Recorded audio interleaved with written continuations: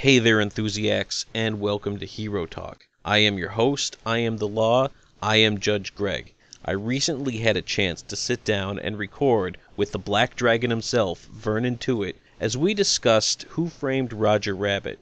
At the time of the recording, Bob Hoskins had not yet passed away, so while our prayers do go out to his family, and he brought us more joy than he could have possibly imagined, it did not get mentioned in the episode, and that is why. So please join us while we celebrate our favorite role of his career, that of private investigator Eddie Valiant, on this episode of Hero Talk.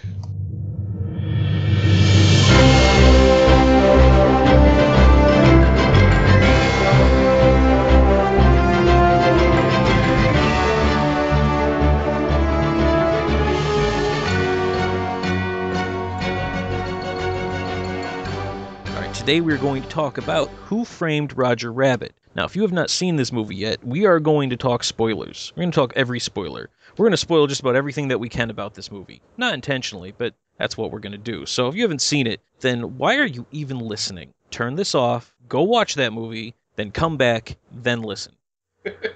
All right, spoil the hell out of it. That's right. Now that we're on with that. All right, so this movie came out 1988, directed by Robert Zemeckis, starring Bob Hoskins as private investigator Eddie Valiant, and the voice of Charles Fleischer as Roger Rabbit. Now, Vernon, you've seen this movie, am I right? Plenty of times. Yeah. Now, how old were you when you first saw it? Oh, I think about 2. Really? I don't remember that far back, but it came out the year after I was born.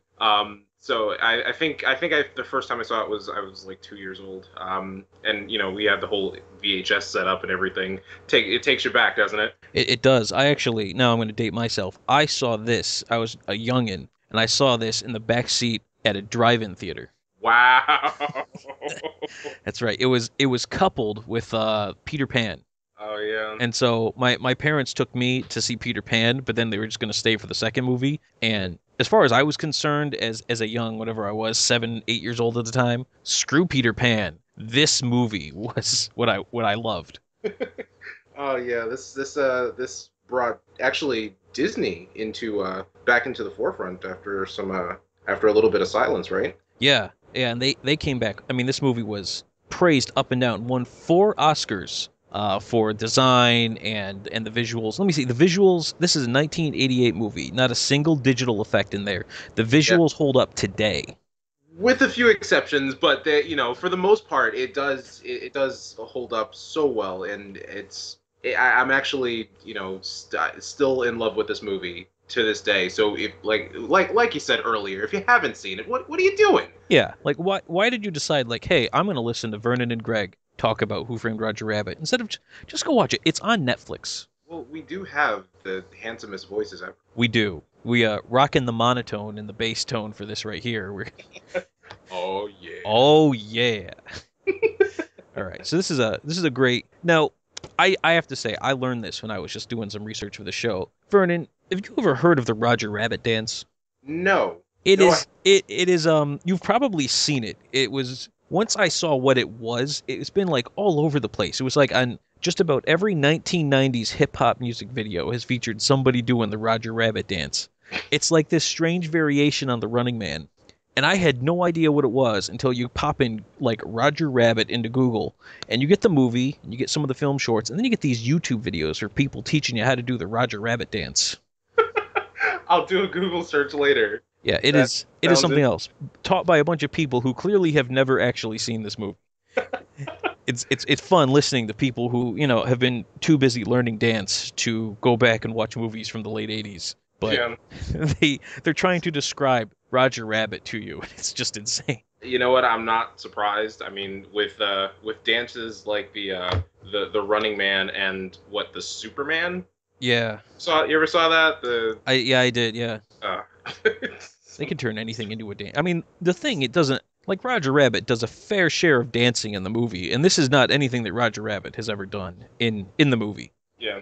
So nothing familiar from the movie. It's just people, saying, "Hey, want to teach you to do the Roger Rabbit," and they start doing something completely out of this world. Completely out of this world. I'm just watching, like, other than the fact that you named it Roger Rabbit, I don't know why this was named what it was. So, speaking of Roger Rabbit, was he your favorite character? I like Eddie Valiant. Okay. I really do. Right? Roger Rabbit's funny, but like usually about the same time he was getting on Eddie's nerves, he was getting on my nerves. In a charming way. In a charming way and in a funny way. And I mean, listen, there's nothing wrong with that scene where Roger Rabbit just slips his hand right out of the handcuffs. You can do that the whole time. Yeah, not anytime, only when it was funny. Which it's a nice rule to establish, for the Toon world. Like, Yeah. listen, I'm only incredibly superpowered when it's funny. When I'm scared out of my mind, I am just as fragile as anybody. Yeah. So it's an important, but it creates for a very classic scene. Oh, of course, and many classics in this, but I won't get ahead of you. Yeah, well, we'll get there. So tell me, what did you think about Christopher Lloyd as the not nearly as fun as Judge Greg, Judge Doom? Oh my God, he was terrifying as a child, and he kind of still is. He is. Even though Christopher Lloyd, I've loved him in other stuff, and I think he's funny, when Judge Doom still freaks me out. Oh yeah, and I actually, it's a good thing that you brought up who directed this movie. Remind me what his name is again. Oh wait, Robert Zemeckis, right? Yes. Okay. He was the director of Back to the Future, and that is where Christopher Lloyd came from as well. And I just think it's interesting that they paired up again. Christopher Lloyd, however, terrifying. I was, as a young child, I used to be so afraid of Judge Doom that I would hide under my covers at night after I went to bed, like hoping that if Judge Doom came looking for me, he wouldn't find me and stab me with his sword. No, he only kills Toons, and he uses the dip. He doesn't only use kill Toons, he killed Eddie's brother Teddy. Well, yeah. Don't you remember when he killed his brother? He talked just like this. Listen, he had to make an escape, whatever the crime was. You know what? It was like 3 hours ago, and I'm still like, trying to remember what the crime was that he was pulling. He had just robbed the first bank of Toontown. Ah, okay, and making his escape, and he dropped a piano on his head. And it's tragic, and it sucks, but it's still hilarious because that's something that you're so used to from cartoons. There's a lot of very dark humor in this movie, and that's one of those parts where, when Angelo's all sitting there in the bar all upset, he's like, what happened? Dolores is like, Toon killed his brother, dropped a piano on his head, and it's not a funny thing. But in the back of your head, you're like, but yeah, the first reaction is to Toon laugh. would do. It's absolutely the response Toon would have. He would drop a piano on his head. And of course, as an audience member, yes, it's a dark time, but I feel like we may get some judgment here. So, for the record, it's not funny to drop a piano on someone's head. No, let's be clear. Hero Talk does not condone dropping pianos on individuals' heads.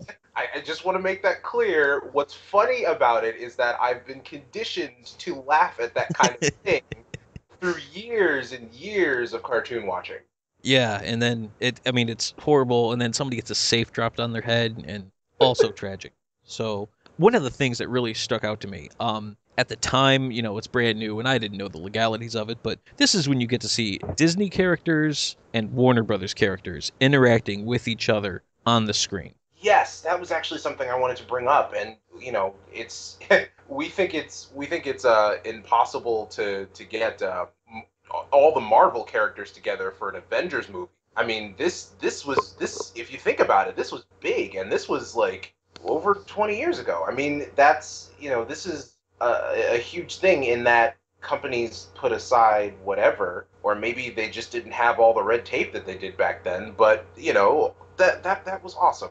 I very much doubt that if you tried to do that same thing today, it would work out. It would not work out. There's not a chance in hell. If we can't get Wolverine and Captain America or the Hulk on the same screen together, I don't see Warner Brothers and Disney putting Mickey and Bugs on the same screen anytime soon. Yeah, and from the sounds of it, like, the deal was pretty relaxed. I mean, Warner Brothers got their royalty check, but they basically said, like, the only stipulation was that Bugs and Mickey had to have equal screen time, and then Daffy and Donald had to have equal screen time. And other than that, they just let them go nuts. And what's funny about that is that they actually do share the same amount of screen time. It's the easiest way to get around that stipulation. Like, no problem. They will just be in each other's scenes. Right? I think technically, Mickey Mouse is on screen for about like a third of a second longer than Bugs, because his hand comes into focus first. Okay. So they stuck it to the man. Yeah, they gave us they gave us what we wanted. Yeah, Mickey's hand. Mickey's hand. But that was, I mean, those are two classic scenes from this movie. With the skydiving. Yeah, this the skydiving, and I have a spare, and Eddie doesn't get it, and I'm the little kid. I'm like, I know what he's gonna do. And even You though, sure like, you want it? they've essentially just murdered the man. Like, that was nothing short of attempted homicide. He was already falling from like I don't even know how many stories he was up, but yeah, he's already fallen to his death. Yeah, I mean, he was on his way down. But okay, so maybe they didn't kill him, but Tweety sure did. Oh, Tweety, that fucking asshole. To this day, I hate Tweety. He's sitting there and Tweety's like pities, and I'm like, oh, this doesn't end well for you. Come on, Tweety. That's a murderous psychopath. We're talking about Doctor Doom here. Yeah.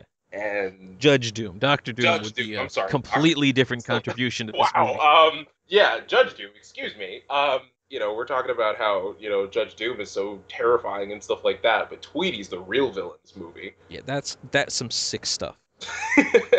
I'll tell you, that was nothing short of murder. Now, Vernon, I have to ask you. Yes, sir. Have you ever gotten a chance to see the classic deleted scene from this movie where Eddie gets tuned? No. Oh, What? it's on the Blu-ray. I saw it for the first time last year when I bought it. It's this scene where, and I understand why they cut it, where right after Eddie talks to Dolores in the bar and leaves Roger there, he goes to the Ink and Paint Club looking for the will.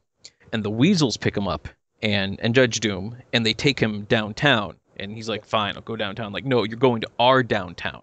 So they take him to Toontown, and they kind of give him the riot act, and they take their paint and they draw like an elephant head on him. So then they drop him off outside that long tunnel, and he's just sitting there, and he's like grabbing at his elephant head. He's like, I'm Toonarooned. And so then he ends up going back to his house and using some paint thinner to wash it off, throw it down the drain. And that's the scene where when he comes out of the bathroom, Jessica Rabbit is there. Oh. But then at some point they decided they didn't like that scene, and it had a lot more impact later in the movie when that's the first time he's been back to Toontown since Teddy. So they just throw in the sound of a toilet flushing as he comes out of the bathroom, just to sort of change the whole premise of what was going on when he was able to be surprised outside of his bathroom. Interesting. Yeah. Wow. Okay, but that sounds terrifying. The drawing of an elephant head. Yeah, it's a little creepy looking. I mean, I don't know if what I saw had been updated to actually include the effects from what was already filmed, or if they actually did finish it and decided to cut it out. But it was a little creepifying because, like, the elephant's head is there, and inside its mouth, you still see, like, Eddie. Ugh. Yeah, I know, right? Oh, man. Okay. I'm glad. Thank you for telling me that, because I now I kind of want to pick up the Blu-ray. I was just watching it on Netflix, but I kind of want to see that now. Yeah, I mean, and I had like the special edition DVD when they released it back in 2003, and I don't remember that being on there, so that has to be new just for the Blu-ray. Must be.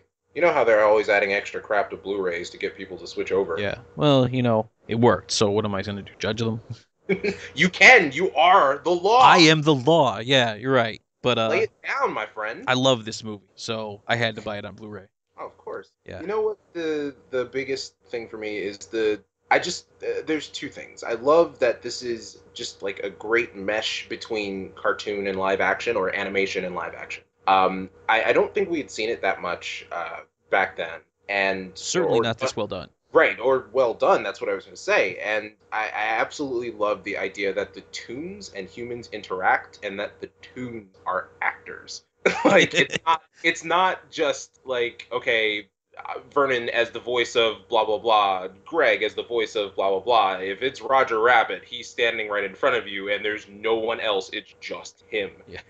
And I just think that's so awesome that they're just, this is a set, and they're filming this the opening skit is so reminiscent of something that you'd see in a Looney Tunes cartoon, but it's an actual film set like in Hollywood, and I now that I'm older, I just find that so awesome. Yeah, it was extremely well done. And a lot of it is, you need to have actors who sell it.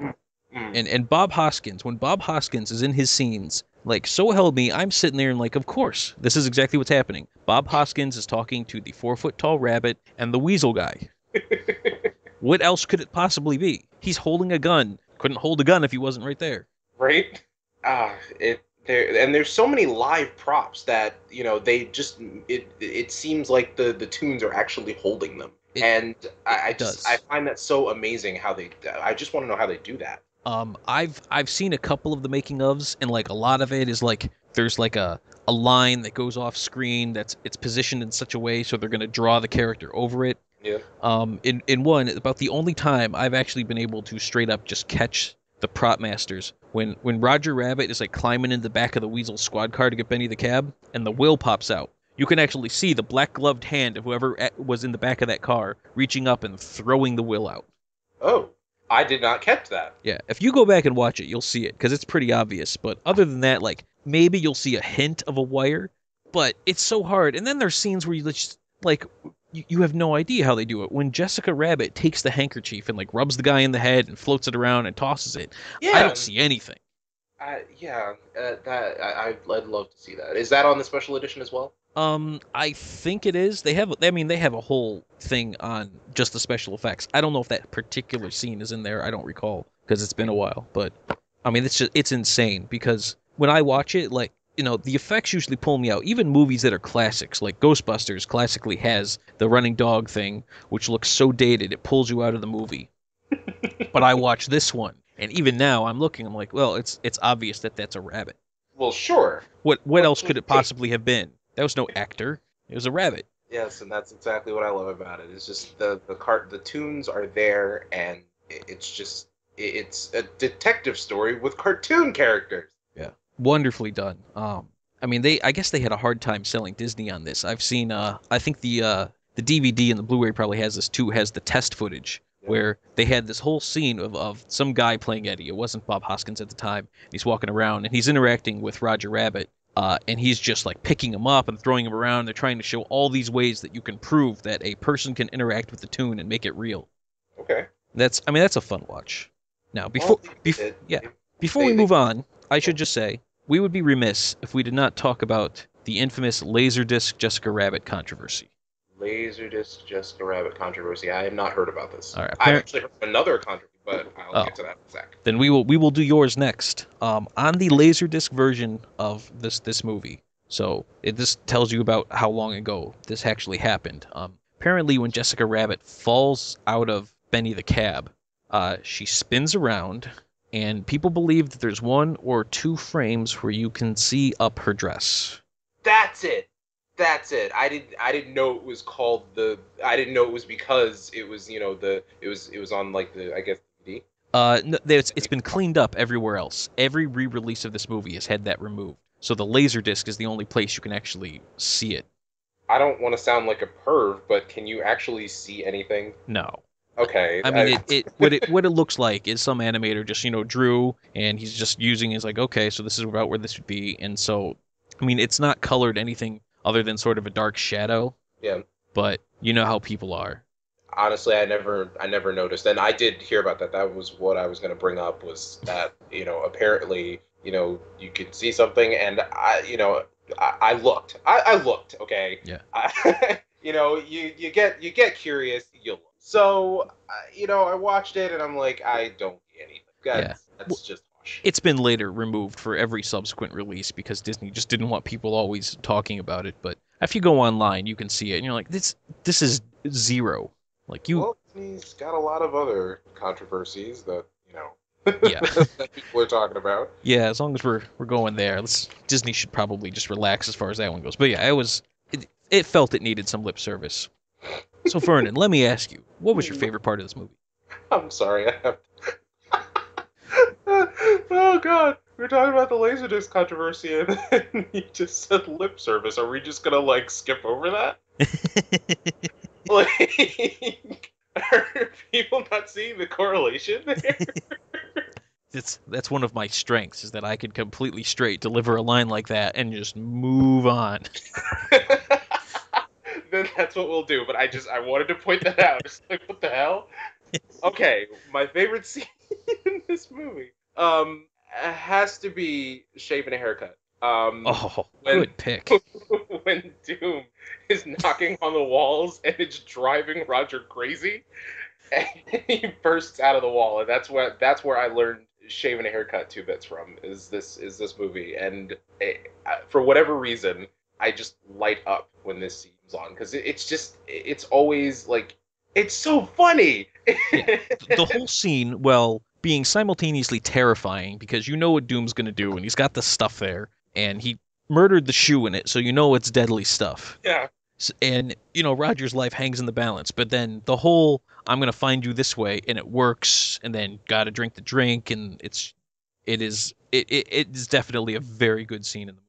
To get them out of there. Yeah. Yeah. Good thinking. Yeah. But just it's like nails on a chalkboard for tunes. Like, oh no, Roger's gonna fall for it. Oh man, that is a funny scene. I think my favorite scene is without a doubt Eddie doing the song and dance for the weasels at the Acme factory. For the weasels. Oh. I mean, when he kicks it on and he's doing backflips and he's juggling and dancing and oh my gosh, I died laughing. I still die laughing when I see that. It's insane. He's doing on the pogo stick and bouncing around and he hits the light. He hits the light. He sits there shaking. You know what? Actually, that does get a few laughs from me, but I have to. I think the tenseness of the situation still kind of like takes me out of it, so I'm not enjoying the song. I'm like, he's trying to save them. Yeah. I don't know if that makes any sense, but well, I mean that goes along with the whole movie. Like we're laughing at things that aren't funny, and then things that are funny, we're so tensed up from the situation they're in that we're like, oh, this is hilarious, but Roger's about to die. I mean, dip was some serious stuff. When Jessica Rabbit flipped out when she saw that dip. Yeah, you see her other eye. Oh yeah, my god! It's the only time I think you see her other eye is when she spazzes over the dip, and you're like, well, that's serious now. And all over what freeways? Yeah. And this came out in '88, right? Right. But the movie is set in '47. Yes. And you can't really say it's a picture into the future, kind of like a picture of what's already happened. But I'm sure that public transportation for a nickel was abundantly available. Right. But this sort of thing actually did happen. What they based it on is like a lot of private corporations buying public transportation simply to shut it down, so that people would have to use all of these other transportation methods. Yeah, people would have to buy cars and buy gas and stuff. Yeah. Inflation, right? Inflation. And then what makes me laugh, gives me a little like chuckle every time is the RK Maroon paying Valiant $100 for the job. He's like, you're insane, $100. Like $100. So what was rent back then? If that's a steep price for a job. Yeah, this leads me into the one scene in this movie. You just reminded me with that because this immediately follows the scene you just described. Is when Eddie goes to the bar and he asks Dolores for the camera, and she has it. She's like, I haven't had it developed since our trip to Acapulco, I think it was. Yeah. So ever since they went to Acapulco, that camera's just been sitting next to the cash register at the bar. Right. Yeah, just in case. Yeah, the only thing I can think of, the only explanation my head has been able to come up with is this is a bar in L.A. right down the street from Hollywood, so they keep a camera there, so if somebody shows up, they can get a picture to put on the wall. But were there any pictures of celebrities? Stop ruining this for me. I don't remember. All I remember is the stack of plates, the glasses, and the register. I don't remember. Yeah, I don't think there was any celebrities on the walls, but that's how I justify it, because otherwise there's no reason why that camera should have been there. Pictures of Humphrey Bogart or anything. Yeah. I don't seeing that. Don't try to put that in there. I tried. It is a little bit ridiculous, but I'll let it go because the rest of the movie's great and whatever. The camera was there. So the alcoholic detective takes a case that turns out to be bigger than life, but it also helps him through his the grief of a tragedy, and he may find love in the process. I think that should be our trailer. Yeah. You know what? It sounds absolutely awesome. And then at some point they said like, oh, and there's cartoons. There's cartoons. And that will somehow make it better. We should get CinemaSins to narrate that. Not CinemaSins, Screen Junkies. Honest Trailers. Yes. Those guys, yeah. Now, there was actually quite a few video games that came out based on this movie. I don't know, did you ever play any of them? No, and I'm not surprised that there are a bunch of video games that came out to represent this movie, but I'm pretty sure they're terrible. They are quite bad. I've played just about all of them, and I'm like, now listen to this list here. I played on the original Nintendo, which you could imagine. There's one on the Nintendo, and I played one on the Game Boy, which completely changes it up. You play as Roger Rabbit instead of Eddie Valiant. And then I played one on the Commodore 64. We're dating ourselves here, folks. It's yeah, okay. Commodore 64. That game was atrocious. But in the manual, it came with this little mini packet, which was a list of like all the Acme Gag Factory gifts, and like it was, I think it was there for some of their DRM. Like they would ask you like, what's the item number on the portable hole, and so you'd go to your little booklet and you'd look it up and you'd have to enter it or something like that. Yeah. But the book was funny because they wrote it like it was almost like a straight up like, this is the catalog where you order your portable holes from. So I will say that booklet was worth the price of the game. Oh, okay. I'm no judging there. I did pick it up out of the bargain bin, so I mean we're not talking I paid full price. Still no judgment there. All right, but I mean that was about it. The Nintendo game was terrible. I think the Angry Video Game Nerd did a video on it, and it's one of those where like it had this password that was like 49 characters long. Like, why is the password so long? Ugh, it was long. The game was hard. I never beat it as a kid, and so in college, a guy across the hall from me had a Nintendo, and he had this game, and I said to myself, I am finally going to beat this game. I'm going to see what the ending is, and it is one black screen with text that says like, congratulations, you won the game. The Toons get Toontown. So, spoiler, I just spoiled the game for you. So you were expecting a long exposition-filled cutscene with expansive dialogue and it was 2003. I had become accustomed to that sort of thing. Ah, yes. So my friend who still had the game when I bought my house 2 years ago as a housewarming gift, he sent it to me. He says, "You may now extract your revenge." So, true story. He sent me the cartridge. He goes, "Here you go. You can do whatever you want with it."